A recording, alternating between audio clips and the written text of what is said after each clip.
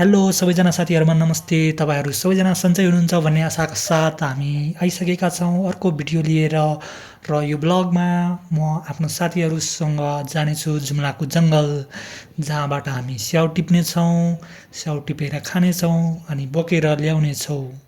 हिड्दा हिड्दै म थाकिसके सो पसिना हाम्रो बग्यो तर हाम्रो गन्तव्यको जुनून अझ पनि घटेन। म हिड्दैछु, मेरो साथीहरु हिडिरहेका छन् र गन्तव्य अवश्य पनि भेट्नेछ भन्ने आशाका साथ तपाईहरुसँग जोडिसकेका छौं। यो भिडियो अन्तिमसम्म हेर्नु होला, रमाउनु होला र तो चलिए शुरू करते हैं। Friends, and I would like to introduce my first and one of the gorgeous daughters, Mr. Raj Prajapati. Raj Prajapati, and he would like to tell something about Jumlas and Jumlas apple. Let's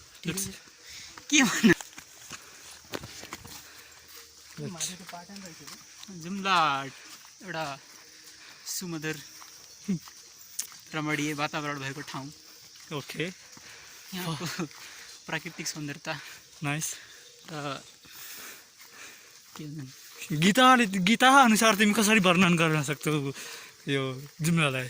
Jumla भन्दा पनि प्रकृति त जहाँ पनि एक समान नै हुन्छ कि अँ, भौगोलिक विविधता फरक फरक हुन्छ, अँ। त्यही हो। त्यही पनि तिमीले जुम्लाको एप्पलले जुम्लाको विकासलाई कसरी देख्छौ? भन्दा पनि अब नेचुरल सोर्स हो, अँ। त्यसलाई अझै राम्रोसँग मेन्टेन गर्न सक्यो। कसरी गर्ने? यहाँ टोपोग्राफिकल स्ट्रक्चर यतिको डिफिकल्ट छ, अब यातायात साधनको व्यवस्थापन गर्न पर्यो नि त। कसरी व्यवस्थापन गर्ने? रोडवे बनाउँछ एक सालमा, बजेट चाहियो नि त कुन्दन। एक सालमा बनाउँछ, अर्को सालले ल्यान्डस्लाइडले भत्काइदिइहाल्छ। तिमी यो च्यालेन्जलाई तिमी यदि प्रधानमन्त्री भयो भने कसरी एक्सेप्ट गरेर सल्भ गर्छौ? प्रधानमन्त्रीको कुरा मलाई थाहा छैन। ल तिमी एउटा प्रतिनिधि भन्यो ल। अब जहाँ अलिकति भर्नेबल देखिन्छ भन्दाखेरि अलि रिस्क भएको ठाउँमा त्यहाँ अलिकति के हुन्छ, बढी के भन्छन्, बढी एफर्ट लगाएर त्यो ठाउँ अलिकति राम्रोसँग निर्माण थ्याङ्क यू सो मच. अच्छा, हमको सिखा रिया है। Another my friend, he is speaking, what's that called? This is simply called Aru, and this is the Aru's Ruk. Yeah, raw. And he is speaking it. This is where we are enjoying right now, and actually it's a very good place. Thank you. I have picked up. He gave me one. Thank you so much. Nice. So sweet. Thank you. This is the whoa. And I would like to welcome another friend, and who is Dodivan Bora from Bazan. Bro. What is this? I don't know actually what is this. Please introduce it, because we are from hilly region. How would you like to introduce it? Let's say. ठिक त केही नभन्नु के हामी केही भनिहाल न हाम्रो साथीहरूलाई। हामी आरू खाइरहेछौँ होइन, आज एप्पल खाना माथि उता डाँडोतिर गइरहेछौँ एकदम इन्जोयका साथ।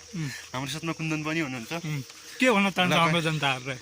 हाम्रो जनताहरूलाई हामी आरू खाँदैछौँ, स्याउ खाना माथि गइरहेछौँ। मैले च्यानलको प्रमोसनको लागि क्या? प्रमोसन त नगरिदिनु होला। Are you comedy me? Friends be like.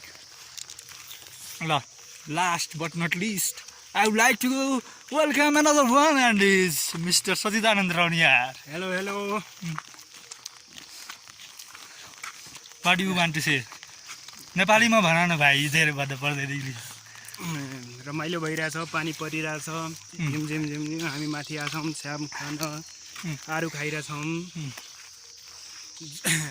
Jumla भनेको एउटा स्याउ काश्मीर नै भनिन्छ, स्याउ आरू। हाम्रो जनतालाई के भन्न चाहन्छौ जुम्ला आएपछि? जुम्ला आएपछि स्याउ पक्कै खानु होला। यहाँको गुठी चौर, जुम्लाको स्तूपा र रारा भूमिकन नजानु होला, र एकचोटि अवश्य आफ्नो लाइफ टाइममा एकचोटि टाइम निस्काएर visit. Thank you so much, thank you so much. And now guys, we are going to pick up the news. For this year first time, we are going to picking apples of Jumla, and we are going to reach. So at that site I will see you again. For now, stay tuned. गइराखौ तिमीहरू यार, अलिक राम्रो बाटो हिँड न। यो हाम्रो बाटो हो, बाटो कहाँ छ त्यसको थाहा छैन, तर गन्तव्य मात्र हामीलाई थाहा छ। भाई हम तो शुरू होते ही खत्म हो गया यार। Let's move. ओए and we are going right now. साथीभाइ तपाईँहरू समेत यो जुम्ला आएर पक्कै पनि यस्तो ठाउँहरू भिजिट गर्नु होला। तर बाटोमा भालु पाइन्छ भन्ने कुरा हो। भालु पायो नि भालुको हामी व्यवस्थापन गरेर हिँडिराखौँ। So no worries about that. यहाँ दुईवटा बाटो छ, दुईवटा मान्छे हिँडिरह, तर गन्तव्य एउटै छ। सो जिन्दगीमा जतिसुकै बाटो छ त्यो मुभ गर्नु होला आफ्नो गन्तव्य अनुसार। तर सबै मान्छेको गन्तव्य एउटै भए तापनि डिफ्रेन्ट मेथडबाट डिफ्रेन्ट बाटोबाट पुग्न चाहिँ सकिन्छ है। जस्तै कोही आफ्नो गन्तव्य देखिरह होइन, तर त्यो गन्तव्य देखिरह जुन मान्छे जुन वेमा गइरहेछ आफूलाई पनि त्यही वेमा जानुपर्छ भन्ने इट्स नट म्यान्डेटरी। त्यही भएर आफ्नो वेमा हिँड्ने हो। गन्तव्य तपाईँले जुन फिक्स गर्नुभएको त्यो गन्तव्यमा तपाईँ अवश्य पनि पुग्नुहुन्छ भन्ने कुरा हामी यो दुईजनाको बाटो हेरेर भन्न सकिरहौँ। यहाँ देख्न सक्नुहुन्छ हाम्रो साथीहरूले टिप्दै हुनुहुन्छ एप्पल, र यसरी हामी टिप्यौँ। अनि बेलुका भयो, डर पनि लागिरहेको थियो सबैजनालाई, किनभने जनावर पनि हुन्छ। र यसरी हामी फर्क्यौँ बेलुका। मेरा मेहनती साथीहरूलाई हेर्नु होला, राति राति यसरी जुम्लाको स्याउ बोकेर टाउकोमा अनि हिँडिरहेका छन्। यहाँ अर्को छ, फेरि अर्को छ, सबको टाउकोमा एक एक बोरा एप्पल छ। र यसरी हामी टिप्यौँ र हामी हेऱ्यौँ। तर सबैभन्दा बेसी चाहिँ कसको टाउकोमा छ त्यो त तपाईँहरूले कमेन्ट गर्नु होला।